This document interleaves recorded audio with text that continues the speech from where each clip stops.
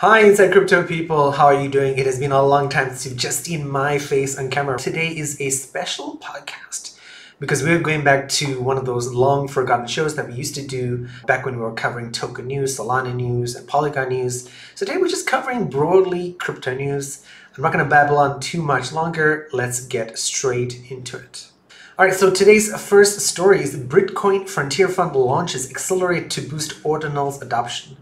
Led by Bitcoin entrepreneur and influencer Trevor Owens, the fund offers seed investments and mentorship to Ordinals-based startups. Like most regular people, you probably would have just heard about Ordinals. Ordinals are a layer on top of Bitcoin that are basically like Bitcoin NFTs pretty much. This is cool. If you've looked at the 21 code Dune dashboards, I will put the Bitcoin dashboard down in the links. You can actually see Ordinals activity continues to increase, like month over month. The total number of Ordinals inscriptions just keeps on going up. So that means lots of people are interested in the interface. And let's look at this story a little bit. So it says, the Bitcoin Frontier Fund, formerly known as Stacks Ventures, announced on Monday an accelerator focused on the NFT-like Ordinals with plans to award several startups with mentorship opportunities and $100,000 seed investments. So that's a pretty decent amount of money to get your Ordinals business off the ground. We talked about this already. It says Ordinals allow for the creation of NFT-like assets on Bitcoin called inscriptions, and the protocol has gone on to yield innovations like Bitcoin native tokens called BRC20s. That is another story. If you're interested in that, let me know and we can talk about it. Owens told Decrypt that despite headwinds in the venture space, the potential for new firms to emerge through Ordinals and associated creations remains lucrative. That's always great news. All right, and then it says, building in the bear market now will be when the next unicorns are started, Owens said, invoking the term used to describe private startups valued at over $1 billion. There are fewer people, but this makes it easier to see others. So if you're somebody who's really interested in Bitcoin or really bullish in Bitcoin, again, not financial advice, this is something you should be excited about. More development on top of Bitcoin. Bitcoin is no longer just digital gold or a safe store of value. It's also a programmable layer, very similar to Ethereum, with stacks, with Ordinals, with BRC20s. So that's cool. If you're interested in me doing a deeper dive into Ordinals and BRC20s, let me know and I can definitely do that. Let's move on to the next story for today. So this is another story from Decrypt by Andrew Throvalis. Hopefully I'm pronouncing his name correctly. It says, Bitcoin miner Hut 8 shares plummet 8% after disappointing Q2 revenue figures. So it says, since last year, Hut 8 has been squeezed between operational issues and rising Bitcoin network difficulty. Referencing back to what I talked about Bitcoin earlier was, we are actually releasing a Bitcoin thread on Wednesday, which will explain a lot of this. But basically, the Bitcoin halving is coming next year. And of course, if you're into Bitcoin, if you have a little bit of Bitcoin, you would know this is a big event because it will increase network difficulty, decrease miner profits, and should, in theory, because lower supply, higher demand, that should increase the price of Bitcoin, right? So let's read the story. It says, shares of Toronto-based Bitcoin mining firm Hut 8 TSX Hut fell 8% on Monday shortly after posting underwhelming Q2 earnings figures. The firm said it mined 399 Bitcoin, that's a fair amount of money, during the quarter ending June 30th, down 58% compared to the same period last year. Now, for those of you who might not know, this is, of course, it's normal because the difficulty in Bitcoin continues to go up, just like any mining program. If you go back to the very early news episodes of the podcast, you would have heard me talking about mining Ethereum and how Ethereum network difficulty goes up. This led to a $24.6 million revenue drop from $43.8 million in Q2 2022 to $19.2 million in Q2 2023. So that is a pretty big drop. According to Hut, the drop was primarily due to the increased Bitcoin network difficulty. We've already talked about that. Between each period and issues related to specific mining facilities, the firm vacated its North Bay facility of 7,000 mining machines back in March amid a legal dispute with its power supplier, suspending 680 petahashes per second of mining capacity.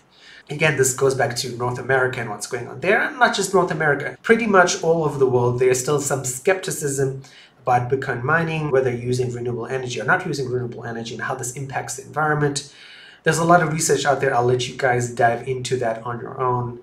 But of course, mining in North America or mining in the Western Hemisphere, you're going to have issues where power providers will be like, yeah, this looks bad to my investors. This looks bad to my constituents, people who are interested in the company. I'm unfortunately not going to be able to supply you with power right now. I don't know if that's the issue or not. I'm going to let you guys read the story because we have 8 stories to go through today, and I do not want to take up a huge amount of your time.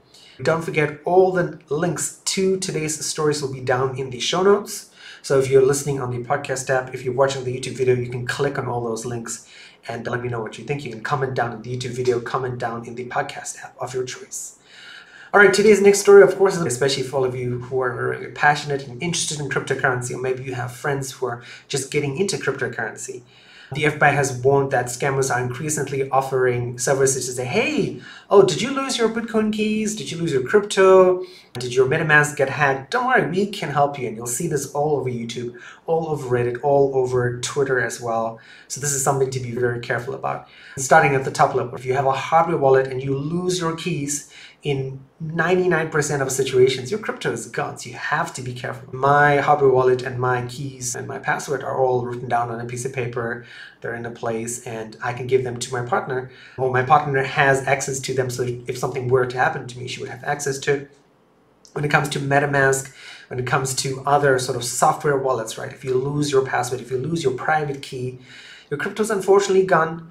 There are people, and again, this would be the very small minority of the situation, where they can help you recover your crypto, right? You might have a Bitcoin wallet, and I do know people who have managed to access it.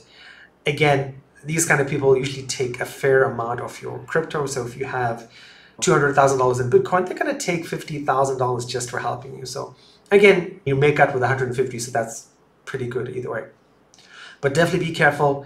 I used to post on my Twitter account like all the phishing emails I used to get. Hey, we know you did this. If you don't send us X amount of Bitcoin, we will spread your personal information. I'm like, you don't have access to my personal information. So this is very pertinent, right? Always verify who is sending you an email. Always verify who is saying they can do something. If someone says they can help you recover your crypto, check them out. Check multiple sources. Make a phone call. Do a meeting. Don't just hand over your information to someone who says, yes, I can help you just because they said they can. That's totally ridiculous, and you don't want to get your private information stolen. That would be a bad thing. Today's next story is Immutable zkEVM begins testnet phase with 12 Web3 games in development. Right? The Web3 gaming company announced its fully Ethereum compatible network is now available for public testing. So you would have heard me talked about Immutable X. We had a guest on. They built their game on Immutable X as well. I bought an NFT for that. I have not played it though, I have to say, just because I'm just too busy, right? Immutable zkEVM. zkEVM, for those of you who don't know, is a zero-knowledge Ethereum virtual machine. So one of the advantages is that this is like privacy protecting. You don't need to share your information. It's just based on mathematical formulas. We can tell you that your name is John Jones and you live in Oregon in the United States. So this is really great news. Immutable and more Web3 gaming. I'm a big fan of a game I play in Polygon called Sunflower Land. That game does pretty well. When I think about all the money that I spent on a monthly basis, I probably spent less than $5, probably, okay, even at the extreme, $10 a month.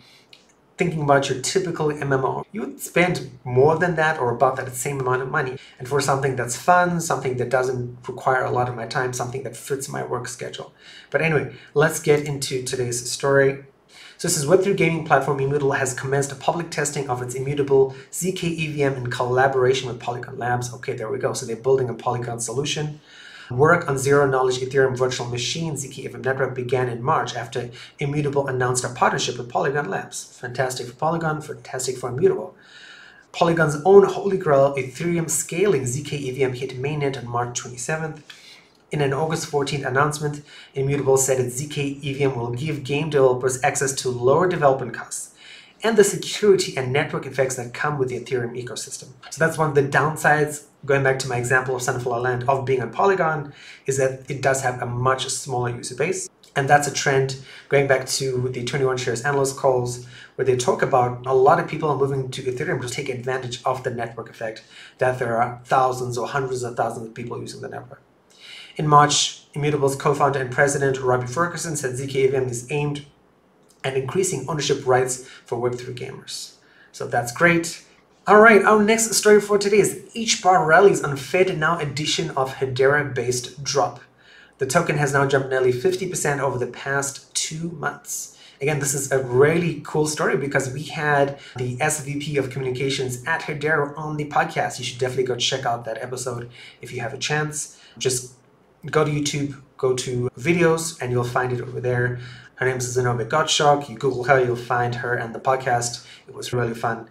But now, HBAR or Hedera Hashgraph is one of these institutional blockchains in a sense. It's helmed, or it has a lot of big name partners, Dell, Microsoft. And talking about Fednow, Fednow is the US government's solution to the idea of Venmo or Cash App. If you're not American, you might not know these. I'm not American either. Most of you guys should know. But Venmo and Cash App are basically a way for you to send money between people in Taiwan or in Asia. We use Line Pay or Line. There's a ton of other solutions as well. This is really good for HBAR and people who are passionate about the ecosystem. After speaking to 𝔻𝕬𝕝𝕝𝕣𝕟, one of the things I realized, like HBAR has its own NFTs, HBAR has its own DEX. It is fairly vibrant, but it definitely, to me, again, this is just my opinion, seems more like an institutional blockchain catering towards the needs of some of these bigger companies and allowing them to experiment with blockchain. It says Hedera's Hashgraph's HBAR token has surged over 15% after the US Federal Reserve's instant payments platform Fednow added Drop, a Hedera-based micropayments platform as a service provider. Drop is a pay-by-bank alternative to credit card payments, which allows merchants to accept small value purchases digitally without large transaction fees, according to Fednow's press release. Drop allows micropayments in Hedera's HBAR, the US dollar, and Circle's USDC. Today's action brings the move higher in HBAR to nearly 50% since mid-June, and the token's market cap to more than $2.1 billion. That is impressive. So that's great for HBAR. That's great for people in America. Great for the utility of the token. I'm excited to see what's going to happen next. We do have some idea. We did speak to 𝔻𝕬𝕝𝕝𝕣𝕟, and she did mention that in the podcast. Today's a short podcast, right? So I don't want to go into all details. Let's keep going. Let's keep talking about more stories. All right, so today's next story is probably the most interesting story for me because it says Ethereum burn rate plummets dramatically, no longer deflationary. So one of the things with Ethereum is that when it moved to proof of stake, the mechanism got enacted where as people do transactions on Ethereum, it burns some existing Ethereum, decreasing supply in theory, and it has been decreasing for the most part. Ethereum's celebrated burn mechanism has recently shown signs of cooling down, prompting some question if the world's second largest blockchain by market cap is not currently deflationary. Recent data raises eyebrows, illustrating a sharp decline in the Ethereum burn rate. On August 12th, the single-day burn rate for Ethereum dropped to merely 570.5 for Ethereum. This low figure is not far from the previous burn recorded on October 2nd, 2022, when only 498.16 Ethereum were burned. Such figures can be troubling for investors and Ethereum enthusiasts who look at the burning mechanism as a way to counteract the inflationary tendencies of cryptocurrency, ultimately enhancing its scarcity and value. A closer look at the data and underlying activity reveals a significant shift from Ethereum's Layer 1 to Layer 2 solutions. Layer 2 solutions like Arbitrum and Base aim to scale Ethereum by handling transactions off the main chain and then settling them in a condensed form. This migration from L1 to L2 reduces the load on Ethereum's mainnet and consequently the number of transactions that contribute to the burn rate. Oh, that's interesting, and I did not know that. Moreover, the current decline in activity on Ethereum's mainnet is not solely due to technical shifts.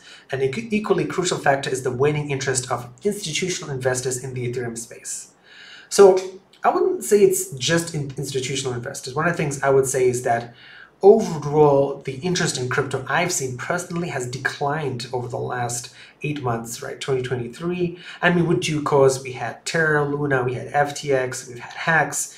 And of course, people are just not interested anymore or scared of trying to get into cryptocurrency, and with good cause. I mean, with the global economy being very uncertain, despite really good data in certain places, China is another good place right there. People are talking about the slowing down there. There are issues with demographics. Their biggest real estate company losing billions of dollars, $22 billion, something along that line. So China is the second largest economy, and if they have a problem, it's going to affect the world. I think people are being more careful with their money, and before, crypto might have been a priority for people to invest in. Now people are making safer choices or just not investing at all. I know I personally, again, just me, this is not connected to 21Co. I've definitely toned down my investments just because I want to see what happens with the economy, the war in Ukraine, things happening here between China and Taiwan as well, of course. But interesting about Ethereum, there's a very cool website you can go to, which is called ultrasound.money. You can see the link over here, and over there you can currently see like the burn rate, the supply chain of Ethereum, and let me know what you think. If you have questions, I'll be more than happy to answer them. All right, and let's move on to our second to last story, which is a nice happy story. Who doesn't like happy stories? So this is Coca-Cola launches exclusive NFT collection masterpiece on Base blockchain. So again, if you skipped some of the podcast or you skipped some of the video, Coinbase is layer 2 blockchain built on top of Ethereum. The move marks Coca-Cola's first foray into the world of non-fungible tokens, showcasing iconic artworks alongside new creations from emerging artists. So this is absolutely gorgeous. Who wouldn't want to own this picture right over here? The red, the blue, it just stands out. And again, back a few years ago, digital photo frames were quite a thing. I remember buying one, and then I think I ended up giving it to my family. But yeah, you could put this in a digital photo frame and display it on your wall. You've probably seen podcasts as well. If you've watched crypto, this would be the goal for me, right? Would be to have all this cool stuff in the back and you guys can enjoy my crypto art. Because I do have a few NFTs. I haven't bought some in a while, but yeah, this looks awesome. So it says Coinbase made the announcement on August 13th, which is just 2 days ago, disclosing the arrival of the Coca-Cola collection as part of its On-Chain Summit, a multi-week on-chain festival celebrating on-chain art, culture, music, gaming, and more. So there's lots going on in Coinbase. I follow Coinbase and Brian Armstrong. This might be something to get into. I still want to try out Base. I have not tried it yet. It supposedly is really easy to bridge your Ethereum from your main account into Base, and then you can start to do transactions. And again, Base transactions would be significantly cheaper, not the $3 or $5 or $15 or $30 that you pay on Ethereum. If you're a Base fan, if you're a Coinbase fan, if you're an NFT fan, if you're a Coca-Cola fan, this might be something for you to think about. I am still very much into NFTs when it comes to Palm NFT, when it comes to, I think it's just Palm NFT for the moment for me. All right, ladies and gentlemen, boys and girls, and wherever you are, let's move on to today's last story. So Royal Dutch Shell, the oil company, and Gitcoin, a true blockchain alliance or greenwashing attempt. So greenwashing refers to the idea of saying, yes, I care about the environment, it's important to me, but in actuality, you don't care about the environment. And let me tell you, you should be caring about the environment. And if you disagree with me, that's on you, right? Because really, it's pretty terrible at the moment. Crazy, weird rain, weird weather patterns, extreme drought, extreme weather everywhere in the world, floods. It's terrible. So anyway, let's get back to the story. All right, so it says Shell Global Solutions, an international gas company, has announced a partnership with blockchain platform Gitcoin, signaling a significant shift in leveraging blockchain technology for climate solutions. All right, it says, while blockchain technology is largely associated with cryptocurrencies, its applications reaches far beyond. Its potential to address complex global challenges, particularly in energy and climate change, is immense. So it says the energy transition is a colossal challenge and we need innovative solutions. First, we'll be hosting a hackathon focused on blockchain-based climate solutions along with our friends from Supermodule XYZ. Stay tuned for more information. So I can imagine this could be dealing with carbon credits. It could be dealing with ways to track emissions from Shell, mining oil, extracting oil from the earth with fracking and natural gas. I think there are a lot of different solutions over there. And that's it for today. I hope you enjoyed today's podcast. It is definitely going to be on the shorter side. Let me know what you thought. This podcast happened just because we were supposed to have a guest. That guest was sick. I'm actually recording his episode tomorrow. But of course, we released the podcast on Wednesday, right? On the YouTube channel, on the podcast app as well. So if I had to edit it and publish it on Wednesday, my brain would explode, and that's not a good thing. Stay tuned for that particular podcast. Next week is 𝔻𝕟. We're talking about his project Reinverse and blockchain gaming. We talked a bit about gaming today. And we have a bunch of podcasts coming up this week. We're talking to Carson, if you remember from way back in the day, one of the most popular podcasts we have. He is currently dealing with our token project as well. There's news coming there. We're talking to Andres Valencia as well, another coworker of mine. We're talking to somebody from Osmosis. So there's a bunch of really cool guests coming. We have guests booked up right until the middle of September, with a lot more to come from various PR agencies and people who've contacted us. So if you enjoyed today's news show, let me know. I could probably do these once a month and break them up, and then they are a lot of work because one of the days I will do behind the scenes and all the freaking lighting that goes on right here. So anyway, that's it from me. I hope you guys enjoyed today's show. Don't forget to follow the podcast on Twitter. We have twitter.com/InsideCryptoPod. I no longer have my own Twitter account. There's a long story behind that. I won't get into that. Follow the podcast on Instagram, right? I want to start posting more images on Instagram when I have the time. Things are quite busy at the moment.